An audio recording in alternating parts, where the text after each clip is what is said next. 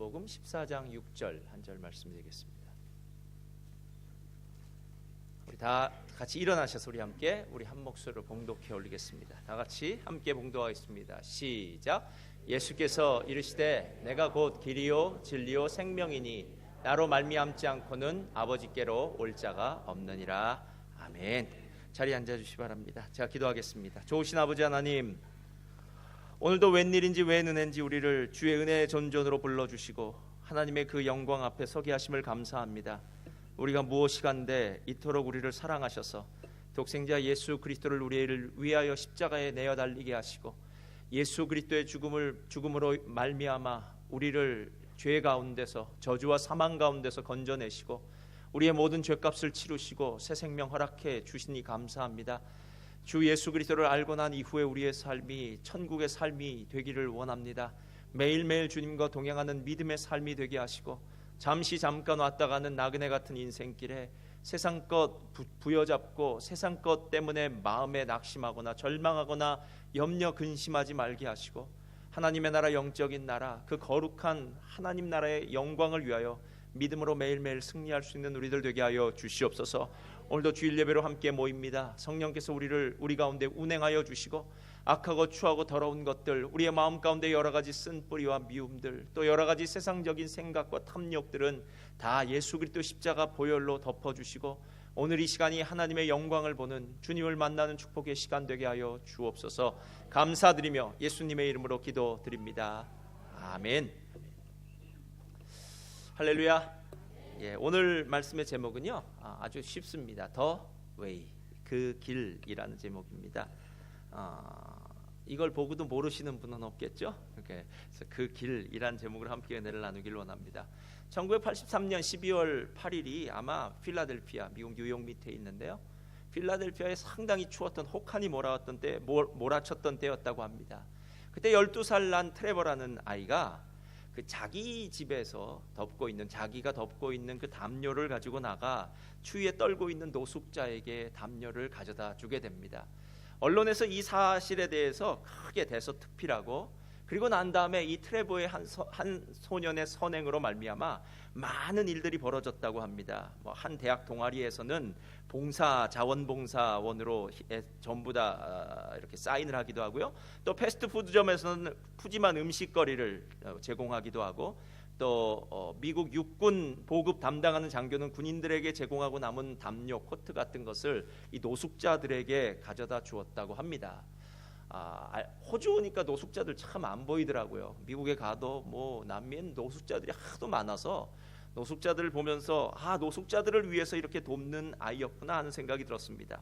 놀라운 사실은 트레버의 이 꿈이 지금도 계속되는데, 그가 노숙자들에게 제공한 식사만도 200만 인분이 넘고 1800명 이상에게 주택과 일자리를 제공했고, 1983년 이후로 필라델피아에서는 노숙자가 동사에서 죽은 일이 없다고 합니다. 근데 더 놀라운 사실은 이 트레버가 처음에는 다른 소년과 비슷한 그런 평범한 소년이었는데 어느 날 유년주일학교 선생님의 이야기를 듣고 이런 아이가 됐다라는 겁니다.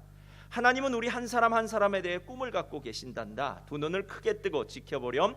하나님이 너희에게 무슨 일을 하기 원하시는지 보여주실 테니. 두 눈을 크게 뜨고 옆을 지켜봤더니 노숙자가 보이기 시작하고, 그 노숙자에게 자기가 할 수 있는 일을 하기 시작하면서 그 필라델피아에 아주 큰 일이 벌어졌다라는 것입니다. 여러분, 처음은 아주 단순하고 작은 일로 시작할 수 있습니다. 그러나 그것의 여파가, 그것의 결과가 어떻게 대단한지는 우리가 잘 모를 수 있더라라는 것입니다. 신앙이 그렇습니다. 예수 그리스도를 아는 것, 예수 그리스도를 믿는 것, 이것이 처음에는 그저 세상에 있다가 교회에 한 발을 들여밀고 아니면 함께 교회 가서 예배를 드리는 정도라고 생각하지만, 실제로 인생의 마지막 순간에 예수 그리스도를 만났던 이 축복이야말로 다른 어떤 것과도 비교할 수 없는 놀라운 축복이 되는 줄 믿습니다. 그래서 예수님 만난 것만큼은 후회하지 않고요, 예수님 만난 것에 대해서는 감사하기 시작하고요, 그리고 예수님 만난 그 감격은 우리의 내면 속에서 계속 용솟음 치듯이 계속해서 자라날 수 있더라라는 것입니다. 그 말씀이 바로 오늘 이 말씀입니다. 실제로 오늘 말씀 전에 도마가 예수님께 이렇게 묻습니다. 도마가 이르되 주여 주께서 어디로 가시는지 우리가 알지 못하거늘 그 길을 어찌 알겠습니까?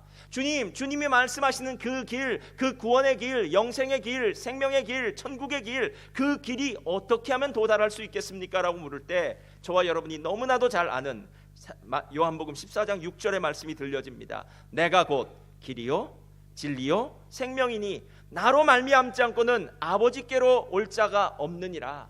아버지는 복의 근원이시오, 아버지는 생명의 근원이시오, 아버지는 천국의 왕이시오, 아버지는 모든 좋은 것들의 주인이신 그 하나님께로 갈 수 있는 길은 오직 예수 그리스도밖에는 없더라라는 것입니다. 그런데 오늘 우리가 이 구절을 한국말로 그냥 읽으면은요, 그냥 내가 곧 길이요 진리요 생명이다 라고 이렇게 얘기하는데, 이걸 영어 성경으로 읽으면은 어떻게 얘기하냐면요, I am the way and the truth and the life 이렇게 얘기해요. 여러분 여기 오셨으면 이제 영어를 어느 정도는 아시겠죠? 정관사 부정관사는 아실 겁니다. 그렇죠? 몰라도 상관없습니다. 정관사는 그거 부정관사는 하나 둘 셀 수 있는 거예요. 근데 많은 사람들이 착각하는 것은 예수님의 그 길, 그러니까 그 유일한 길이라는 더를 빼뜨리고 예수님의 한 길, 많은 길이 있는데 예수님을 믿고 천국에 가는 것도 한 길이다 라고 이렇게 이야기하고 생각하는 사람들이 정말 세상에는 엄청나게 많더라는 것입니다. 여러분 뭐 지긋지긋하게 들으셨을 거예요. 종교다원주의. 종교다원주의라는 것이 바로 그것입니다. 네, 에베레스트 산이 있다면 에베레스트 산의 정상을 밟는 코스는 여러 가지 코스가 있다. A 코스 네팔로 올라가면 된다. B 코스 티벳으로 올라가라. C 코스 뭐 중국으로 올라가라. 뭐 여러 가지 방법이 있는데 결과적으로는 에베레스트 산만 정복하면 되는 것 아니겠느냐. 이것이 바로 종교다원주의입니다. 그런 식으로 이야기한다면 부처를 믿는 것이나 아니면 이슬람 알라를 믿는 것이나 예수를 믿는 것이나 다 각각의 한 길들이다. 그리고 예수도 그 길이 아니라 한 길이다 라고 이렇게 이야기하더라는 것입니다. 종교다원주의자였던 힉스가 얘기했는데요, 이 사람의 주장이 아마 이렇구나 하는 생각이 들더라고요. 내가 인도에 태어났다면 불교도가 되었을 것이고, 이슬람 국가에 태어났다면 이슬람 교도가 되었을 것인데 내가 영국에 태어나서 기독교인이 되었다 이렇게 얘기했답니다. 그러니까 내가 어디서 태어났냐에 따라서, 나의 자라난 환경, 나의 상황에 따라서 내가 종교를 선택하게 되는 것이고, 그 종교의 결국 마지막에는 다 천국 가는 거 아니냐, 극락 가는 거 아니냐, 좋은 데 가는 거 아니냐, 최고선 이런 곳으로 가는 것 아니냐라고 이렇게 이야기하더라라는 것입니다. 여러분 정말 세상에는 구원받는 많은 길이 있는데 그 중에 예수님도 구원받는 한 길입니까? 그 길입니까? 그 길이죠, 그 길. 근데 이제 왜 그 길이냐고 물어보면 이제 좀 대답을 못해서 제가 여러분을 위해서 조금 설명을 해드리겠습니다. 예전에 어느 만화를 보니까요, 어떤 총을 쏘는 사수가 있었는데 백발백중이에요. 뭐 누워서 쏘건 앉아서 쏘건 눈을 감고 쏘건 눈을 뜨고 쏘건 상관없이 백발백중입니다. 아니 어떻게 백발백중 명사수가 될 수 있을까요? 이유는 한 가지입니다. 이 사람은 먼저 총을 쏘고 그 다음에 관역을 그립니다. 말씀 아시겠죠? 그러니까 어디다 쏴도 상관없어요. 관역은 어차피 총알이 박힌 곳에부터 시작할 테니까. 그러니까 이 사람에게 있어서는요, 어느 방법이든 다 맞는 방법이 되더라라는 것입니다. 여러분 우리의 종교도 우리의 구원관도 그렇습니까? 사람들이 자기가 생각하고 자기가 취한 그 방법대로 가다 보면 종국의 마지막에 천국을 만나게 되는 것입니까? 만약에 그것이 구원이라는 것이, 천국이라는 것이 우리부터 시작됐다면, 우리가 생각하고 우리가 취할 수 있는 것이라면은 먼저 우리가 총을 쏴놓고 관역을 그릴 수 있는 것이지만, 만약에 이것이 하나님이 했다면은, 하나님이 하신 것이라면 얘기가 틀린 것이다라는 겁니다. 모든 게임에는 법칙이 있습니다. 룰이라는 게 있죠. 예를 들어서 축구 선수가 축구 경기를 하는데요, 이번 축구는 거의 우리가 이긴 거나 다름없습니다. 왜냐하면 90분 내내 우리 팀이 공을 갖고 놀았습니다. 마지막 1분 남겨놓고 상대편에게 공을 뺏기고 상대편이 공을 골에 집어넣습니다. 어느 편이 이긴 경기입니까? 예? 당연히 골을 넣는 편이 이겼죠. 아니 우리 편이 공을 90분 동안 가져 있었다고요. 우리 편이 골을 넣을 수 있는 많은 기회가 있었다고요. 이 축구는 우리 편을 위해서 존재하는 거라고요. 여러분 아무리 많은 이야기를 한다고 해도 이미 정해진 룰, 법칙이 있기 때문에 그 법칙을 거스릴 수가 없더라라는 것입니다.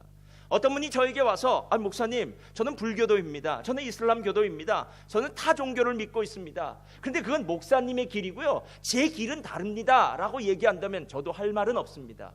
그러나 그분에게 제가 마지막 떠나기 전에 한 말씀은 합니다. 마지막에 뭐 하자고요? 마지막에 봅시다. 이렇게 마지막에 보면 되는 거예요. 그 길이 맞는지 틀리는지는 마지막에 보면 되는데, 우리 기독교만큼 정말 생명에 대해서, 그리고 하나님의 영광에 대해서, 능력에 대해서, 거룩한 것에 대해서, 영적인 것에 대해서 실은 가장 잘 설명하는 게 없는데, 사람들은 이것을 잘 이해하지 못하기에 다른 종교 중에 하나로 이렇게 치부해 버리는 경우가 있더라라는 것입니다. 구원의 길은 예수 그리스도밖에 없습니다. 믿으십니까? 성경은 사도행전 4장 12절에 베드로의 입술을 통해서 이렇게 이야기합니다. 우리 한번 나같이 읽어보겠습니다. 시작. 다른 이로서는 구원을 받을 수 없나니 천하 사람 중에 구원을 받을 만한 다른 이름을 우리에게 주신 일이 없음이라 하였더라. 여러분, 우리 자녀들이 어느 날 학교에서 돌아와서 부모님에게 이렇게 말합니다. 엄마, 우리 선생님은 진짜 나쁜 사람이고요, 그리고 친구들도 진짜 나쁜 사람이고요, 그래서 제가 결정했습니다, 학교를 중퇴하기로. 이러면 부모님 중에 어느 사람이 그래, 선생님도 나쁘고 학교 친구들도 나쁘니까 학교를 중퇴하자, 이렇게 말하는 부모님은 없습니다. 힘들어도 고등학교까지는 마쳐야 되는 거야. 학교에 입학했다면 졸업을 해야 되는 것이지. 어쩌면 지금 내가 알고 있는 내 생각, 내 경험, 내 지식이 아니라 하나님이 정해놓으신 법칙, 즉 예수 그리스도를 통해서 구원받는다는 이 놀라운 법칙 앞에 우리는 결국 수긍할 수밖에 없더라라는 것입니다. 놀라운 사실은 예수님만이 오직 유일한 그 길이라는 사실을 한 번도 주님이 우리에게 강요한 적이 없더라라는 것입니다. 어느 날 갑자기 우리의 귀와 우리의 마음이 열려집니다. 그리고 복음이 들어옵니다. 예수님이 그 길이라는 것을 깨닫게 됩니다. 그리고 예수님의 사랑, 예수님의 십자가의 은혜를 알게 되는 것, 우리는 그것을 은혜다라고 이야기합니다. 그래서 교회는 은혜를 받은 사람들이 모이는 곳이고요, 은혜를 받은 사람들이 모였기 때문에 은혜 가운데 한량없는 하나님의 기쁨이 흘러넘치는 줄 믿습니다. 자, 그렇다면 왜 예수님이 오늘 내가 곧 길이요 진리요 생명, 이 세 가지 단어를 얘기했을까라는 거예요. 제가 이 세 가지 단어를 조금 분석해 보니까 생명과 진리는 추상명사더라고요. 그러니까 생명, 진리 얘기하면은 뭐라고 생각하기가 애매해요. 생명을 어떤 걸로 할까? 예를 들어서 병원에 가니까 생명하면 이렇게 하트를 그려놓더라고요. 심장이 뛰는 하트를 생명으로 그릴 수도 있고요. 뭐 여러 가지 생각이 나지만 구체적으로 정확하게 이것이 생명이다라고 그릴 수 있는 건 없어요. 진리도 마찬가지입니다. 어떤 사람은 진리를 그 법관이 치는 그 방망이 있지 않습니까? 꽝꽝꽝, 이 방망이로 진리를 그려놓지만 그것도 진리를 표현하는 한 모습이지 진짜 진리를 전부 대변할 수는 없더라라는 것입니다. 그런데 길은 좀 틀려요. 길은 길, 그러면 뭐가 생각나나요? 길이 생각나요. 프린세스 하이웨이, 웨스턴 로드, 그리고 단대농 산책길도 생각나고요, 뭐 비포장도로도 생각나고요, M1도 생각나고요. 어떤 길들이 생각나더라라는 것입니다. 그렇다면 왜 예수님은 오늘 자신을 그 길이라는 그 표현을 사용하셨을까? 아마 두 가지 때문이었던 것 같아요. 그래서 제가 오늘 그 두 가지를 여러분과 함께 나누기를 원합니다. 자, 첫째로 펴주시고요, 우리 한번 다 같이 읽겠습니다. 시작. 첫째로 길은 뭘 알려준다고요? 자, 길은 목적지의 중요성이에요. 길이 있는 이유는 길은 목적지가 있기 때문입니다.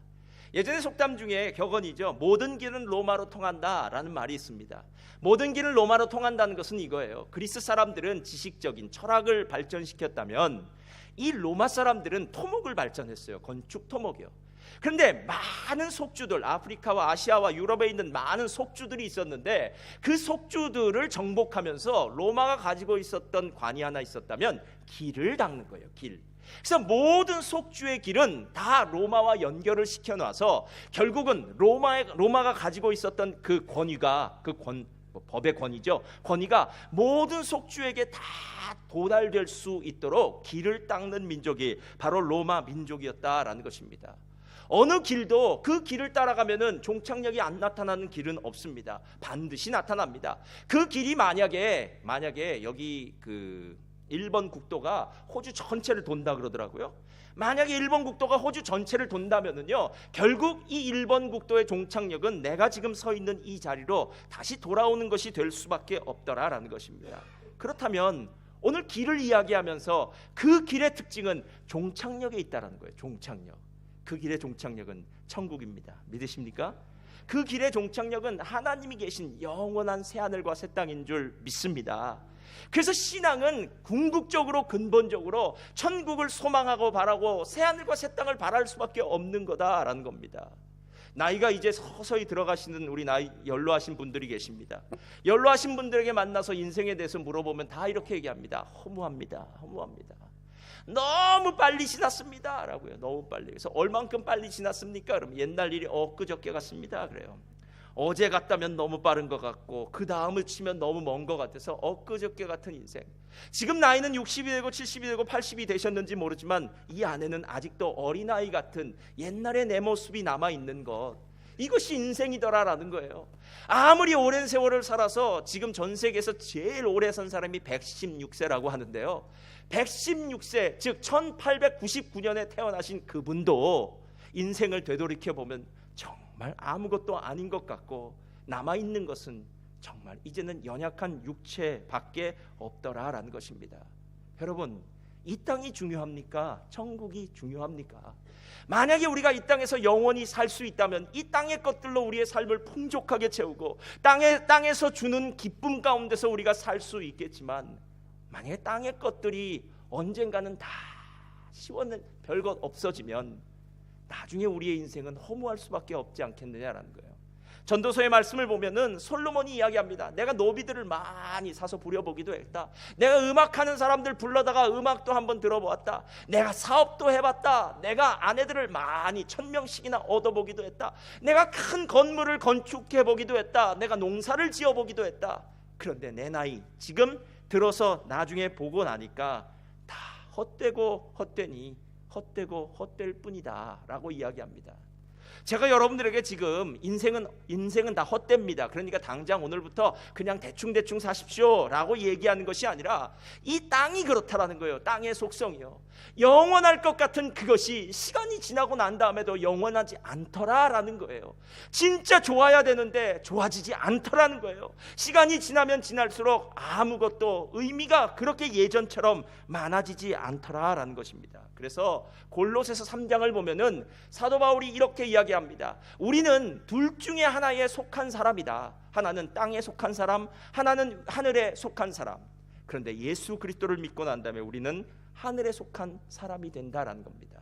하늘에 속한 사람이라면 하나님의 것을 생각하고 위의 것을 바라보는 사람이요, 땅에 속한 사람이라면 땅의 것만을 생각하는 사람이 되더라라는 겁니다. 제가 하늘을 나는 새들을 보면서요, 공통점을 하나 발견했어요. 야, 새가 날아다니면 얼마나 좋겠습니까? 이렇게 휘 날아다니면. 근데 그 새가 땅에만 딱 내려오면은요, 고개를 어디다 쳐박고 있을까요? 땅에 쳐박고 있더라고요. 그래서 하늘을 날 수 있는 그 새가 고개를 쳐박고 오직 그 새에게 중요한 것은 이 땅에 있는 누가 먹다가 남긴 부스러기들, 뭐 열매 씨앗들, 아니 이런 것들만 남아 있더라라는 겁니다. 하늘을 날 수 있는 그 존재라고 이야기는 할 수 있지만 실은 그 새는 땅에 속한 새입니다. 그러나 만약에 이 땅에 살고 있어도 하늘을 쳐다볼 수 있다면, 그리고 하나님 나라를 생각할 수 있다면, 하나님 나라의 영적인 것들 때문에 가슴이 뜨거워질 수 있다면 그 사람은 하나님께 속한 사람이 아니겠느냐라는 거예요. 그래서 성경은 이렇게 하늘에 속한 삶을 살아라라는 것을 저를 따라하시기 바랍니다. 종말론적 삶을 살아야 합니다. 자, 종말론적 삶이라는 건요, 이제 끝이 온다라는 거예요. 끝이 온다. 언젠가는 마지막이 온다. 언젠가는 죽음이 온다. 언젠가는 주님이 오시면 이 옛 세상은 다 없어지고 새 하늘과 새 땅이 된다라는 종말론적인 생각을 가지고 사는 것이더라라는 거예요. 그때 사도 바울이 고린도전서 7장 29절에 이렇게 이야기합니다. 펴주시고요, 한번 다 같이 읽겠습니다. 시작. 형제들아, 내가 이 말을 하노니 때가 단축하여진 고로 이후부터, 이 남자들이 되게 좋아하죠. 어디 나갈 때 반지 빼고 나가는 사람들이에요. 이 사람들이 안에 있는 자들은 없는 자 같이 하고, 그 다음이요, 시작. 우는 자들은 울지 않는 자 같이 하며, 기쁜 자들은 기쁘지 않는 자 같이 하며, 매매하는 자들은 없는 자 같이 하며, 세상 물건을 쓰는 자들은 다 쓰지 듣는 자 같이 하라. 이 세상의 외형은, 여러분, 이 세상의 외형은 지나가요. 정말 비싼 옷을 샀어요. 너무너무 고급 옷이에요. 정말 앙드레 뭐 있잖아요. 그런 사람이 진 수천 불짜리 옷이에요. 근데 그 옷도 몇 번 입으면 낡은 구제품 옷이 되더라고요. 처음에 살 때는 너무너무 아름답고 비싼 옷인데 딱 한 번 입었는데 그 다음부터는 중고품이 되어 버립니다. 그리고 처음 사서 입을 때만큼 기쁨도 두 번 세 번 계속 입을 때는 없어지더라라는 거예요. 그러니까 이 세상에 있는 것들에 대해서 너무 슬퍼하지도 너무 울지도 말라라는 거예요. 제가 이 장래에 대해서 생각하면서 하나님께 제 자신은 한 20년 전에 이미 결정을 봤는데요, 정말 마음 가운데 그 결정을 봤어요. 내가 20년 전에 제가 처음으로 장례 예배를 할 때였습니다. 12살짜리 아이인데요, 뇌종양으로 죽은 아이였어요. 그 12살짜리 아이가 죽는 그 앞에서 제가 하나님 앞에 결심을 했어요. 하나님, 저는 절대로 죽는다는 것이 인생의 마지막인 것이라고 생각하면서 슬퍼하지 않겠습니다. 우리는 다 천국을 소망하는 사람들이잖아요. 천국을요. 여러분, 천국을 소망하는 사람들이 죽음에 대해서 이야기를 하고 죽음으로 말미암아서 고민하고 걱정하고 근심하고, 이거는 유교에서 아버지 묘지 옆에 움막 지어놓고 3년상 하는 것과 뭐가 다르냐는 거예요. 우리는 천국이 있죠. 살아계실 때 부모님께 존경해야죠. 살아계실 때 사랑하는 게 더 중요하죠. 돌아가시고 난 다음에 3년 동안 상갓집 지어놓고 그렇게 있는 것, 그것이 지금 부모님이 아시겠습니까? 돌아가시고 난 다음에 제사상 뻑적지근하게 차려서 평소에 못 먹던 뭐죠? 와규, 그다음에 무슨 생선회, 이거 남아있는 사람들이나 잘 먹죠. 그분은 못 드십니다. 살아계실 때 드시는 게 나아요. 여기 오늘 성경을 보니까 이 세상의 외형은 지나감이라 라고 얘기해요. 이 지나간다는 말을 헬라어로는 파라고라는데요, 이 파라고라는 말을 어떤 사람은 소멸된다 라고 이렇게 얘기해요. 그러니까 없어진다는 거죠. 있었는데 없어지는 거예요. 이 땅에 속한 모든 물질적인 것들은 다 사라진다는 거예요. 이 땅에 속해 있기 때문에 썩는다는 이야기입니다. 그런데 이것을 요한일서 2장에 이렇게 얘기하는 거예요. 15절부터 이 세상이나 세상에 있는 것들을 사랑하지 말라. 누구든지 세상을 사랑하면 하나님의 사랑이 그 안에 있지 아니하니 이는 세상에 있는 모든 것이 육신의 정욕과 안목의 정욕과 이생의 자랑이니 다 아버지께로부터 온 것이 아니요 세상으로부터 온 것이라. 이 세상도 그 정욕도 지나가되 오직 하나님의 뜻을 행하는 자는 영원히 거하느니라. 이 세상도 그 정욕도 지나가되, 이 지나가되라는 말이 파라고예요. 지나가는 거예요. 사도 바울이 스스로 뭐라고 이야기합니까? 내가 부한데 처할 줄도 알았고 가난한데 처할 줄도 알았다. 나는 어느 곳에든 처할 수 있는 일체의 비결을 뭐 했다고요? 배웠노라예요. 배웠다면요 분명히 그는 어려운 시간들을 보냈을 거예요. 배웠다는 건요 분명히 너무너무 좋은 것들을 배웠을 거예요. 경험했을 거예요. 그러니까 이것도 경험해보고 저것도 경험해보다 보니까 세상 아무것도 아니더라라는 거예요. 어느 분이 저를 이제 신방을 갔어요. 그랬더니 목사님, 제가 이번에 진짜 맛있는 거 사드리겠다는 거예요. 진짜 맛있는 게 뭔지 이제 했더니 알베아르 호텔이라는 곳을 갔어요. 유명한 프랑스 호텔입니다. 아르헨티나. 제일 비싸서 평소에는 사람도 뭐 수백 불씩 가는 곳이니까 못 갔는데 거기 레스토랑에 딱 들어가더라고요. 그래서 무슨 음식을 시키면 토끼고기를 시키는 거예요. 토끼고기. 전 닭고기가 나아요. 먹어보니까 맛은 있는 것 같은데 이게 웬 맛이냐 하는 생각이 드는데, 비싸대니까 먹기는 하는데 먹고 난 다음에 뭐라고 얘기를 할까? 그런 거 있잖아요. 설명이 안 되는 맛이에요. 뭔가가 맛은 있어요. 우리 토끼 키우시는 분들 한 번씩 또 드셔보시기 바랍니다. 모르겠어요. 근데 무슨 맛인지 모르겠어요. 진짜 기억이 안 나요. 그 비싼 음식을 먹었는데도 기억이 안 나는 거 보니까 제가 그렇게 좋아하는 음식은 아닌 것 같아요. 그런 음식을 먹어보니까 이것도 별거다라는 생각이 들어요. 제 여동생이 약혼을 할 때 63빌딩 호텔에 가서 뷔페를 했어요. 중국집 그 뷔페를 했는데 상견례 자리니까 힘들죠. 또 상대편 또 시댁도 있고 했는데 집에 오니까 배가 고프더라고요. 저희 아버지가 저한테 찐빵 없냐 이렇게 얘기하시면서, 그래서 그 뷔페 먹고 온 다음에 찐빵 먹었어요. 여러분, 부한데도 처할 줄 알고 비난데도 처할 줄 안다는 것, 그 일체의 비결을 배웠다는 건요, 인생 아무것도 아니에요. 여러분, 시장이 반찬입니다. 배고플 때 먹는 게 최고입니다. 여러분, 예. 중요한 것은 우리의 정욕과 이 세상이 우리를 가만 내버려 주지 않는다라는 거예요. 가만 내버려 주지 않는다. 구원이 무엇입니까? 예수 그리스도의 그 길의 종착역은 영적인 축복입니다. 영적인 축복이라는 것은 하나님과 하나가 되는 거예요. 이 세상이 이제 초월되는 거예요. 사람들이 싸웁니다. 뭐 때문에 싸우죠? 정말 대통령 한번 되기 위해서 얼마나 그 자리에 올라가기 위해서 올라가고 싸우고 정적을 만들고 싸우고 올라갑니까? 대통령 10년도 못 하더라고요. 우리나라 대통령은 딱 몇 년이요? 이 멀리 나와 있어서 그래. 딱 5년 하고 내려오는 거예요. 내려오고 난다면 얼마나 허무할까요? 내 인생을 이 5년을 위해서 바쳤던가.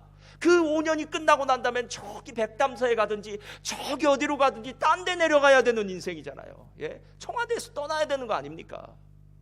여러분, 오늘 성경이 말하고 있는 진짜 축복이 무엇이냐? 그것은 우리가 그 길, 예수 그리스도의 그 길을 통해서 영적인 존재가 됐다는 거예요. 하나님의 자녀가 됐다는 거예요. 하나님 나라 백성이 됐다는 거예요. 하나님이 드디어 이제 회복된 관계 가운데서 구원받은 백성으로 삼으셨던 것, 이것이 바로 가장 큰 축복이 되는 줄 믿습니다.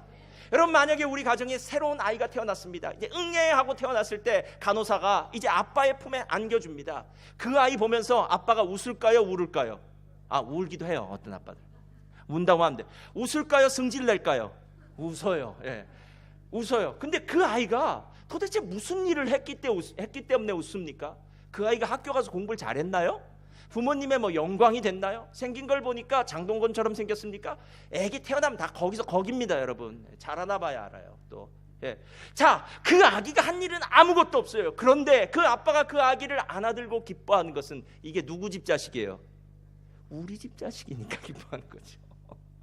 예, 우리 집 자식이니까, 내 아들이니까, 내 딸이니까 그 아이를 안고 기뻐하는 것, 이게 천국에서도 있다는 거 아십니까? 누가복음 15장에 이른 양을 찾으러 목자가 다닐 때 15장 7절 다 같이 읽겠습니다. 시작. 내가 너희에게 이르노니 이와 같이 죄인 하늘에서는 회개할 것 없는 의인 99으로 말미암아 기뻐하는 것보다.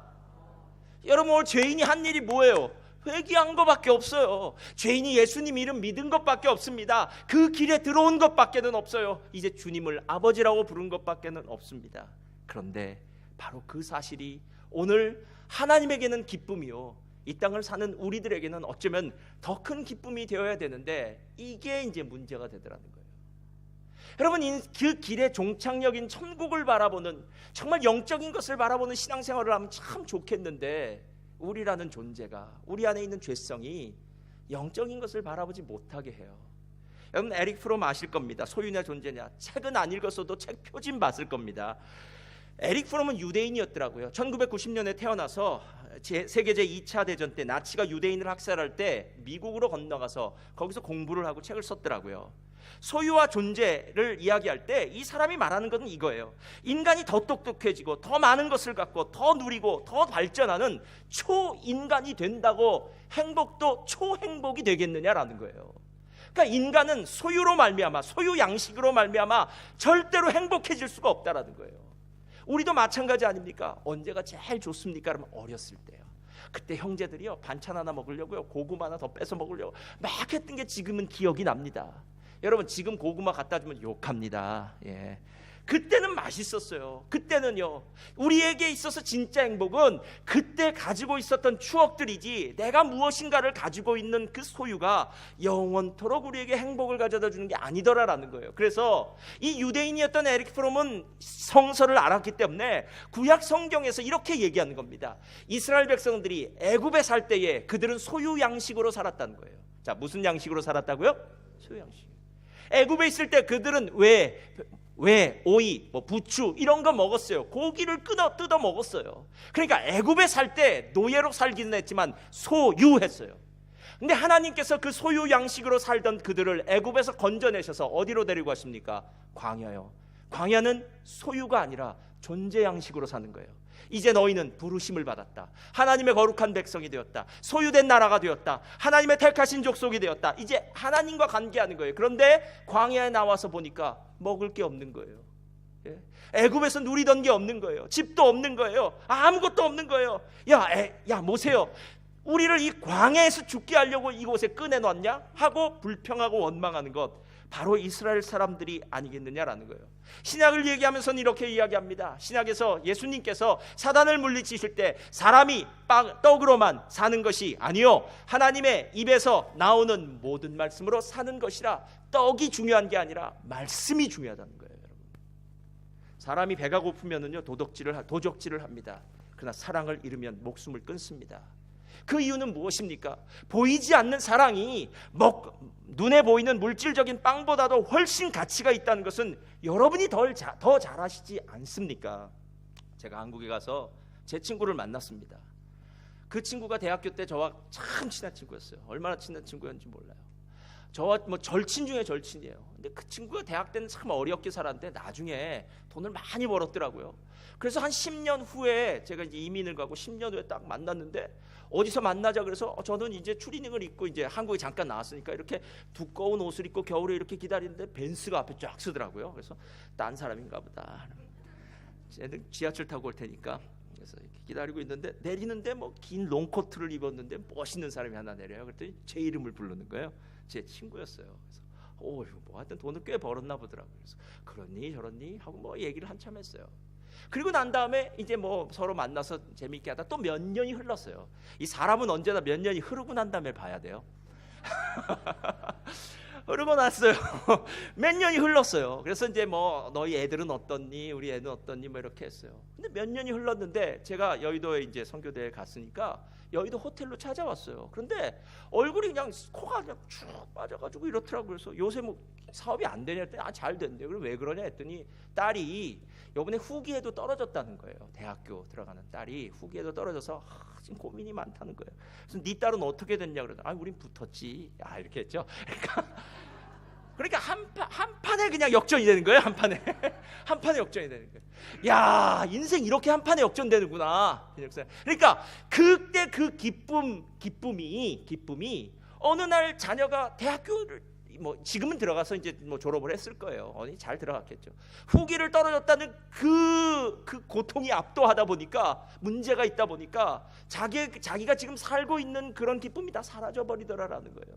제가 그 친구에게 이렇게 얘기했습니다. 친구요, 제가 그 친구 이름을 불러서 걱정하지 마라. 인생은 언제나 다 똑같다. 앞으로 또 어떻게 변할지 몰라.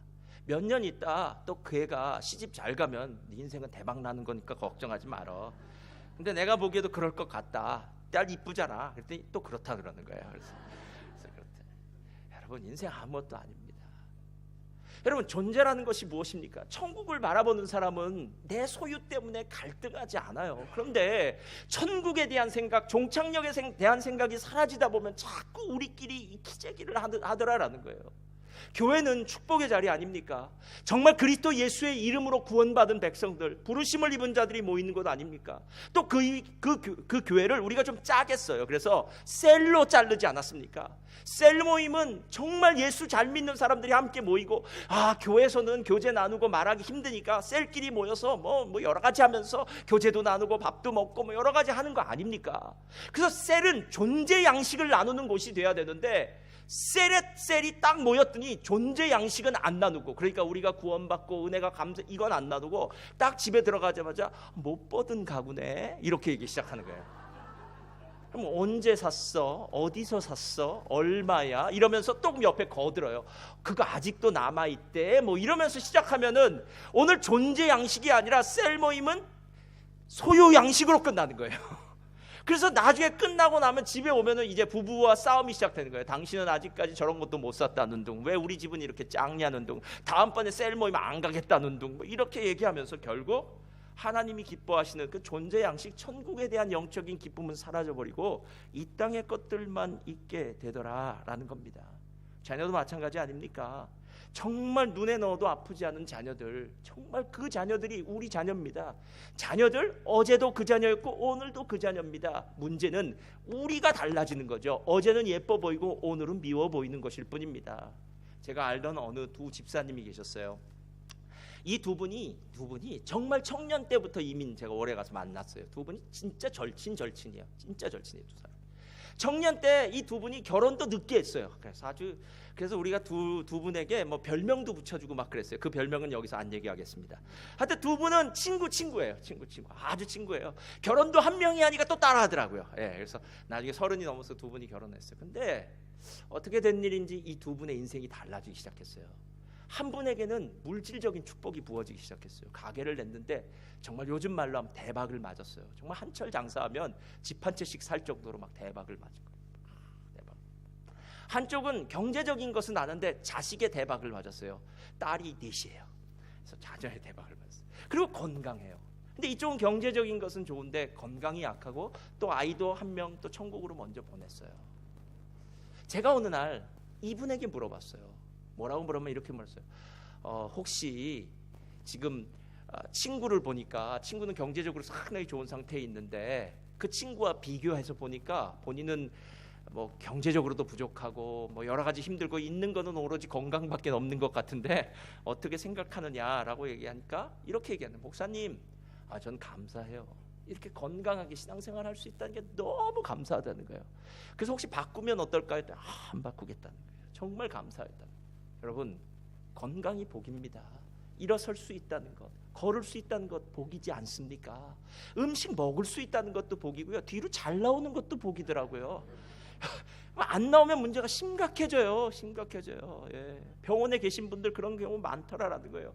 그런데 왜 우리는 이렇게 정말로 아무것도 아닌 것들에 자꾸 관심이 쓰여서 우리 아이가 지금 1등 올라갔는지 안 올라갔는지가 내 마음을 지금 요동치게 만드는 근원이 되고, 우리 아이가 지금 컴퓨터를 하는지 노는지가 정말 내 인생 자체를 바꾸고, 이민 잘못 왔다고, 내가 이 교회 잘못 왔다고 뭐 별별 생각을 다 들면서 나의 삶을 완전히 지옥으로 몰아넣는 일들이 되느냐라는 거예요. 여러분, 그 아이가 그 아이입니다. 그 아이는 변치 않았어요. 문제는 그 아이를 향하신 하나님의 뜻은 언제나 있고, 그리고 그 아이를 믿음으로 양육하는 건 우리들에게 주어진 의무요 책임이더라라는 것입니다. 여러분, 1등이 돼도 필요 없습니다. 돈을 잘 벌어도 좀 필요 없습니다. 왜냐? 성경이 그렇게 이야기하고 있기 때문입니다. 성경 마태복음 6장 33절 펴주세요. 다 같이 읽겠습니다. 시작.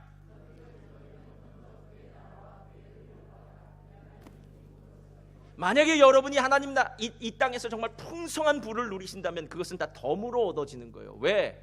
하나님은 덤으로 얻어지는 것을 어느 만큼 덤으로 얻어지는지에 대해서는 리미트를 정하지 않았어요. 여러분, 콩나물 장사 할머니가 요즘 1,000원어치 안 팔더라고요. 한 3,000원어치 샀다면, 자, 3,000원어치 여기 그릇에 이렇게 담아줍니다. 그렇죠? 그러면 꼭 옆에서 그래요. 우리 아줌마들은 뭐라면, 좀 더 주세요. 그래요. 그럼 얼만큼 더 줄까요? 할머니 마음대로 주는 겁니다. 그 할머니가 콩나물을 어떻게 해요? 집는 만큼 주는 거예요. 그 할머니가 보니까 얘는 너무 예뻐 보이는 것 같아요. 그래서 왕창 집어요. 얘는 좀 4가지가 없는 것 같아요. 조금 집어요. 그건 할머니 마음이에요, 여러분. 그러면 우리 모두는 다 내가 4가지가 있건 없건 상관없이 집에 오면 뭐 때문에 기뻐하느냐? 나 덤으로 받았다는 거예요. 덤. 누구는 좀 많이 갈 수도 있고 누구는 적게 갈 수도 있겠죠. 많이 가면은 많이 간 대로 기뻐하시고요, 적게 가면 적게 한 대로 기뻐하면 됩니다. 근데 실제로 6장 33절 말씀보다 그 다음 절이 정말 중요한 거예요. 다 같이 시작. 그러므로 내일 일을 위하여 염려하지 말라. 내일 일은 한날의 괴로움은, 자, 내일 일은 내일이 염려할 것이다 라고 얘기해요. 그런데 오늘을 일컬어 오늘 예수님은 뭐라고 하면 한날의 무엇은요? 괴로움은 그날의 족하니라. 아니, 뭐 내일까지 바라보겠느냐라는 거예요. 오늘 잘 먹고 잘 살면 됐지, 오늘 평안하면 됐지, 오늘 기쁘면 됐지, 오늘 좀 어려운 일이 있으면 그것도 오늘의 한계가 되니까 더 뭐 생각하겠냐라는 거예요. 여러분, 실제로 우리의 삶 가운데 어떤 자신감이 있어야 되는지 아십니까? 천국과 영적인 것에 소망을 딱 둔 사람은 이 세상에 있는 어떤 소유가 나를 흔들지 못하는 거예요. 나를 흔들지 못하는 거예요. 그리고 그것 때문에 내 마음이 요동치지 않는 거예요. 그래서 이런 사람들이 훌륭한 사람처럼 보여지는 겁니다. 사도 바울이 아그리빠 왕과 베스도 각하 앞에 갔을 때 뭐라고 이야기합니까? 아그리빠 왕이요, 베스도 각하요, 내가 정말 원하는 게 하나가 있습니다. 제가 결박되었다는 사실 외에는 저는 당신들 모두가 저처럼 되었으면 좋겠습니다. 이렇게 얘기해요. 그랬더니 아그리빠 왕 뭐라고 이야기합니까? 사도 바울아, 내 많은 지식이 너를 미치게 했구나. 너 이거 아냐? 너 지금 죄수야, 죄수. 너 2년 동안 감옥살이 했다고. 야, 네 모습을 한번 봐봐. 네 몰골을, 우리의 모습을 한번 봐봐. 어떤 모습을 하고 있는지. 근데 여러분, 오늘 사도 바울이 베스도 각하를 향해서 얘기하는 거 아닙니까? 나처럼 됐으면 좋겠습니다. 이거 외에는 왜? 이거는 자유롭지 않으니까 이것만 빼고 나처럼 됐으면 좋겠습니다. 제가 인터넷에 어느 글을 보니까 백수 탈출 필살 비법, 백수 탈출 필살 비법이 써 있더라고요. 그래서 백수 탈출 필살 비법이 뭔가 하고 제가 좀 읽어왔어요. 첫 번째, 제일 중요한 건 하여튼 목욕을 먼저 하라는 거예요. 백수는 만약에 목욕할 돈이 없으면 집에서 찬물을 데워서라도 꼭 몸을 씻으라는 거예요. 깨끗한 몸에 깨끗하고 바른 정신이 서기 때문입니다. 그리고 난 다음에 어떤 일을 했냐? 1. 책상 앞에 앉는다. 2. 종이와 필기도구를 꺼낸다. 3. 눈을 30초 동안 감고 정신을 가다듬는다. 그런데 30초 이상은 감으면 안 돼요. 왜냐하면 자기 때문에. 그래서 30초만 가다듬고. 4. 자신이 여태껏 잘했거나 남에게 칭찬받은 것을 회상해 본다. 여러분 살다 보면 칭찬받은 거 있잖아요. 잘했거나. 5. 종이에다가 생각나는 거 전부를 쓴다. 6. 적은 것 중에서 제일 잘하는 것부터 우선순위로 쓰면서 회사에서 써먹을 수 있는 걸 한번 발견해 본다. 그리고 난 다음에 뭐 회사를 발견하고 여러 가지가 있어요. 근데 그 마지막이 중요해요. 이 마지막 10번째가 이래요. 입사 거부를 당한 곳에서 내가 왜 떨어졌나 생각해 본다. 그러니까 자기가 왜 떨어졌는지 생각해 봐야 될 거 아니에요. 뭐 때문에 떨어졌는지, 뭐 학력이 저기인지, 토플이 잘못됐는지, 뭐가 잘못됐는지 떨어져. 그런데 그 다음에 이렇게 얘기해요. 비슷한 조건의 회사에 혹시나 하는 찔러보기식 지원은 시간과 정력 낭비다. 그러니까 예를 들어 삼성을 넣는데 떨어지면 현대 넣지 말라라는 거예요. 비슷한 대기업엔 어차피 사람들이 보는 눈은 다 비슷하다. 내가 들어갈 수 있는, 꼭 들어갈 수 있는 회사를 찾아보고 지원해라. 하향 지원하라 이겁니다. 하향 지원. 제가 이 백수 탈출 비법, 필살 비법을 보면서 이런 생각이 들었어요. 백수는 두 가지를 알아야 되겠다. 첫 번째, 나를 알아야 되겠다. 내가 어떤 존재인지, 나에게 내가 무엇을 갖고 있는지를 분명하게 알아야 된다는 거예요. 그래서 내가 갖고 있는 것을 나중에 사용해야 될 것, 이걸 알아야 되는데, 두 번째는 백수는 자신감이 있어야 된다는 거예요. 백수가 주눅들거나 백수가 이렇게 뭐라 그러죠? 이렇게 좀 쭉 처져가지고 있으면 될 것도 안 된다라는 거예요. 어차피 나는 취직한다, 취직된다, 하향 지원해서. 그래서 낮춰서라도 취직할 수 있다라고 생각하는 자신감이 결국 백수를 탈출시킬 수 있더라라는 거예요. 여러분, 만약에 제가 지금 뭐 앙드레 김이나 뭐 그런 사람은 그런 건 안 만들겠죠. 뭐 비싼 뭐 1,000불짜리 2,000불짜리 수트를 입고 오늘 설교를 서도 여러분은 제가 오늘 비싼 거 입었다고 해서 설교를 못하고 가면 욕합니다. 그런데 만약에 제가 구세군에 가서 50불짜리 아니 20불짜리 거저주는 양복을 입고 와도 설교를 잘하면 구세군 양복은 얘기하지 않고 설교만 얘기하게 되어 있어요. 제가 고급을 걸친다고 해서 최고급 목사가 되는 게 아닙니다. 제가 후진 것을 걸친다고 최후저 목사가 되는 게 아니에요. 제 외모가 아니라 저 안에 있는 하나님의 능력의 말씀 아닙니까? 우리의 존재는 외모에 걸쳐져 있는 것이 문제가 아니더라라는 거예요. 실제로 우리의 삶에 가난하고 부족한 것은 불편할 수도 있지만 불행한 것은 아니지 않습니까? 실제로 우리의 영혼이 가장 행복할 때가 언제였던가를 보면요, 고난당할 때더라고요. 고난당할 때가 정말 너무 힘들었어요. 그런데 시간이 지나고 나면 고난당하는 것이 내게 유익이라. 고난 가운데서 하나님을 부르짖었더니 하나님이 만난 바 되어주신 것, 여러분 얼마나 큰 경험이 있습니까? 게다가 나중에 고난당하고 난 거는요, 다른 사람에게 모두 해요. 간증도 해요. 그러니까 얼마나 좋습니까? 이게 첫 번째입니다. 이거 너무 시간이 많이 갔는데 주여 그래도 2번을 해야 될 것 같은데. 자, 둘째로 넘어가겠습니다. 자, 둘째로 다 같이 읽겠습니다. 시작. 길의 상태에 따라서. 자, 이제 길 얘기를 할 때 한 가지만 더 얘기하고 제가 마치겠습니다. 길의 상태에 따라서 우리의 준비가 달라집니다. 제가 예전에 남미 인디오 마을을 선교하러 갈 때 아주 고운 흙이더라고요. 진흙이에요. 진흙이 평소 때는 건조할 때는 아주 먼지가 얼마나 나는지 상상을 초월할 정도로 먼지가 나요. 그런데 우기가 딱 되면은요, 진흙은 마치 고무 땅이 돼버리는 거예요. 고무. 그래서 큰 차가 한 대 지나가면은 뒤에 차가 실은 갈 수가 없어요. 왜냐하면 큰 차는 바퀴가 크기 때문에 한번 고를 내놓으면은요, 옆에 어떻게 따라갈 수가 없어요. 따라가다 보면은 차 밑에 아주 진흙이 왕창 묻어서 결국 차가 쓰기도 하고 스톱하기도 하는 경우가 많이 있어요. 그때 제가 생각한 것이, 인디오 마을에 들어오기 위해서는 건기때에 꼭 들어와야겠구나 하는 생각이 들었습니다. 길의 상태를 보라는 것은 이거예요. 지금 바깥에 눈이 오고 있습니까? 내가 눈이 오는 산길을 지금 운전을 해야 된다면 스노우 체인을 반드시 달아야 됩니다. 안개가 아주 자욱하게 꼈을 때가 있어요. 근데 안개가 그렇게 무서운 건지 몰랐어요. 안개가 자욱하게 끼면요, 앞에 전방 3m도 안 보이더라고요. 그래서 시속 5km, 10km도 못 내더라는 거예요. 우리 길의 상태가 어떤지를 제대로 알면 그러면 우리가 훨씬 더 이 길을 준비하는 마음이 되더라라는 겁니다. 그런데 이 길을 성경이 아주 정확하게 얘기하고 있어요. 마태복음 16장 24절 다 같이 읽겠습니다. 시작. 이에 예수께서 제자들에게 이르시되 누구든지 나를 따라오려거든 자기를 부인하고 자기 십자가를 지고. 예수님의 길은 십자가의 길입니다. 십자가, 이것밖에 없어요. 여러분, 제가 이게 정말 저도 설교를 준비하면서 가슴이 너무 아팠습니다. 주님, 더 좋은 길은 없습니까? 주님이 십자가를 졌으니까 우리는 더 좋은 길, 다른 길 없습니까? 라고 얘기하는데 주님이 없다 그러시는 것 같아요. 여러분, 이거 정말 슬픈 일이에요. 십자가 길밖에 없어요.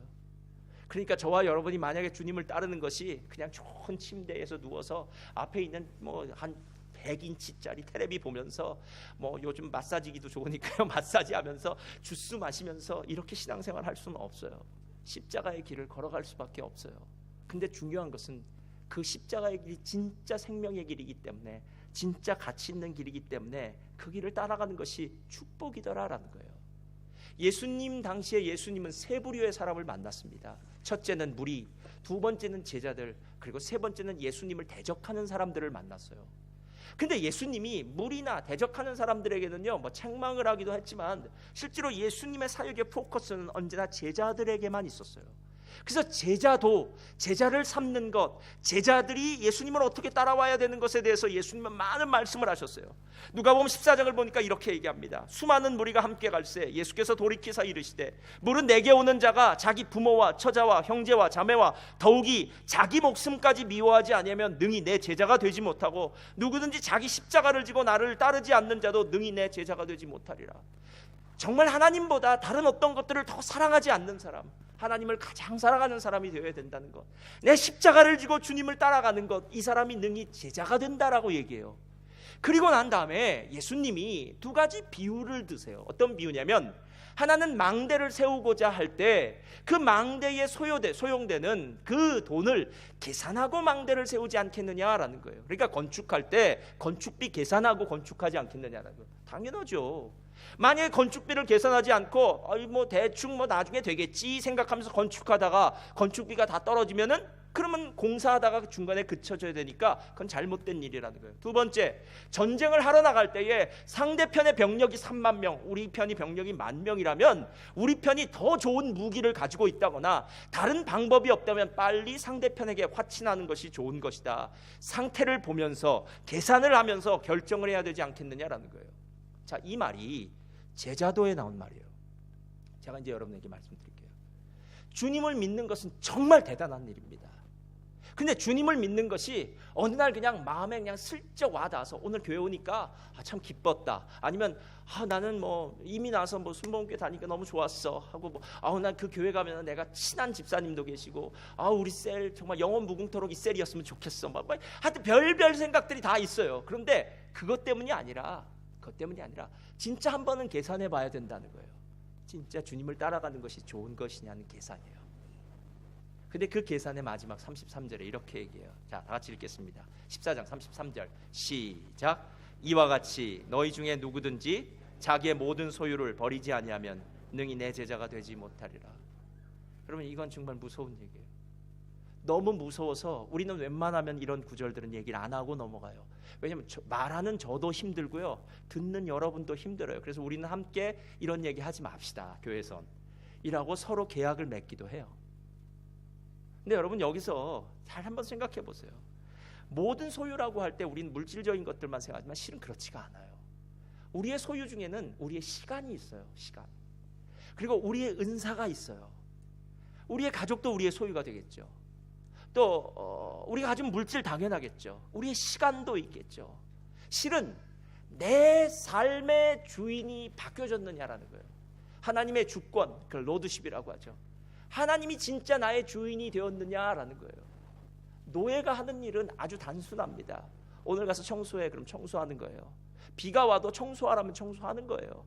아이 주인님 지금 비가 옵니다. 근데 청소를 또 해야 됩니까? 그래도 청소해, 그럼 청소하는 거예요. 주인님 이건 잘못된 거 아닙니까? 이렇게 했다간 맞아 죽습니다. 여러분 노예라는 것, 둘로스라는 말은 배 밑창에서 노젓는 사람들이 노예예요. 그런데 하나님께서 우리를 노예라는 둘로스의 이름을 사용한다는 것은 하나님이 진짜 좋으신 분인데 그 하나님 우리 생명의 주인이신 그 하나님 앞에서 진짜 그 하나님이 나의 주인 되어 주심, 그 하나님이 나의 왕이 되심, 그 하나님 나의 전부인 것이 고백되어지고 순종되어지느냐라는 거예요. 여러분 21세기 지금을 살면서요 가장 슬프고 힘든 것은 교회가 너무 욕을 세상으로부터 많이 먹는다는 것입니다. 그래서 요즘은 웬만하면은 신학교도 잘 안 가더라고요. 왜냐하면 신학교 가도 어차피 욕 먹는 목사 되는 거 별로 그렇게 많이 원치 않더라고요. 예. 교회도 점점 줄어들지 않습니까? 세상의 지탄의 대상이 됩니다. 제가 청교도를 한번 생각해 보았습니다. 청교도 사전적인 의미는 청교도가 이렇더라고요. 영국의 종교 개혁이 불안정했습니다. 대륙에서는 종교 개혁이 제대로 일어났어요. 마틴 루터, 칼빈 종교 개혁이 일어나서 가톨릭을 완전히 무너뜨리고 말씀 중심, 은혜 중심, 믿음 중심으로 완전히 됐는데 영국은 어찌 된 일인지 여러분 학교 다니시면서 아마 배우셨을 거예요. 있잖아요. 왕이 이혼을 하니 많이 부인을 8명씩 두면서 하다가 그러다가 종교 개혁이 어설프게 일어나서 아직 카톨릭 교회적인 잔재도 남아있고 그리고 또 왕이 그 앵글리칸 처치의 가장 수장이에요. 왕이 대표예요. 그러니까 이거 잘못됐다라는 거예요. 그래서 청교도들은 도덕적인 순수성을 추구하고 낭비와 사치 배격하고 근면을 강조하는 영국의 중산층을 형상하면서 신학적으로는 인위적인 권위와 전통을 인정하지 않고 성경에 철저하고자 한 전통, 복음주의 전통이죠. 즉 성서주의적인 입장을 취한 거예요. 그런데 이 사람들이 청교도인데 영어로는 청교도를 뭐라고 부르는지 아십니까? 퓨리탄이에요. 이 얘기는 청교도들 스스로가 자기를 일컬어 퓨리탄이라고 얘기한 게 아니에요. 여러분 퓨리탄이 무슨 뜻인지 알죠? 퓨리탄, 거룩한 사람이겠죠. 퓨리탄, 깨끗한 사람이겠죠. 누가 불렀냐면 야, 저 인간들은 하여튼 말씀대로 사는 인간들이야. 저 인간들은 다른 것에 흔들리지 않고 오직 하나님의 뜻대로 사는 사람들이야 라고 다른 사람들이, 그 당시 국교도들이겠죠. 앵글리칸 사람들이 이 청교도들을 비난하던 이름이 나중엔 우리에게는 축복된 이름이 되었더라라는 거예요. 여러분 그리스도인도 마찬가지 아닙니까?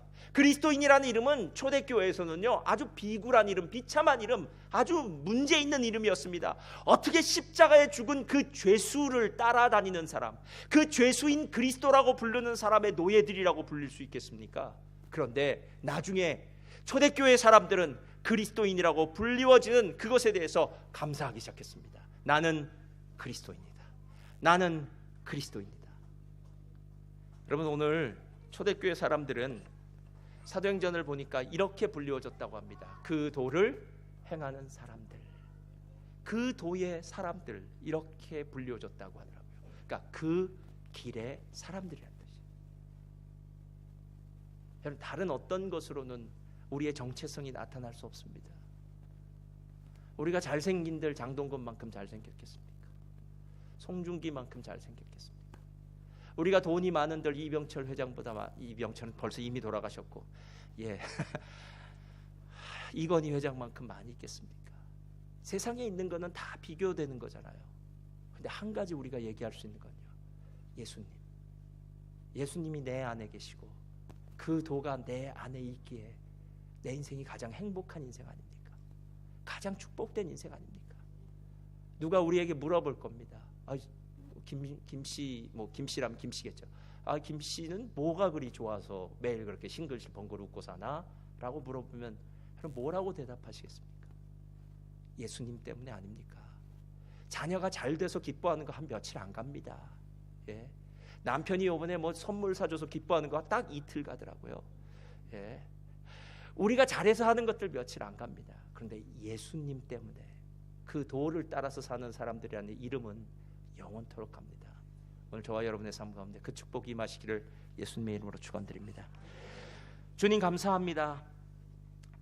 오늘 그 길의 사람들, 우리가 정말 바라봐야 될 것이 무엇인지를 바라보게 하시니 감사합니다. 하나님, 세상 사람들이 우리를 바라보면서 예수님의 사람들이란 이야기를 듣게 하여 주시옵소서. 우리가 많은 것을 가지고 있던 가지고 있지 않던 우리의 외형적인 모습을 바라보며 그들이 감격하는 것이 아니라 우리 내면에 가지고 있는 예수님 때문에 그 사람들이 감격하게 하여 주시옵소서. 내 안에 계신 예수님이 전부입니다. 그분이 복의 근원이십니다. 그분이 모든 세상의 기쁨의 근원이십니다. 그분이 화평의 근원이십니다. 그분이 행복의 근원이십니다. 오늘 우리 성도님들의 삶에 예수님이 그 중심에 서게 하여 주옵소서. 하나님, 우리는 그 길을 걷기를 원합니다. 그 길의 마지막에 만나게 될 그 영광스러운 하나님의 보좌를 바라보며 오늘도 믿음으로 승리하는 자들 되게 하여 주옵소서. 예수님의 이름으로 기도드립니다.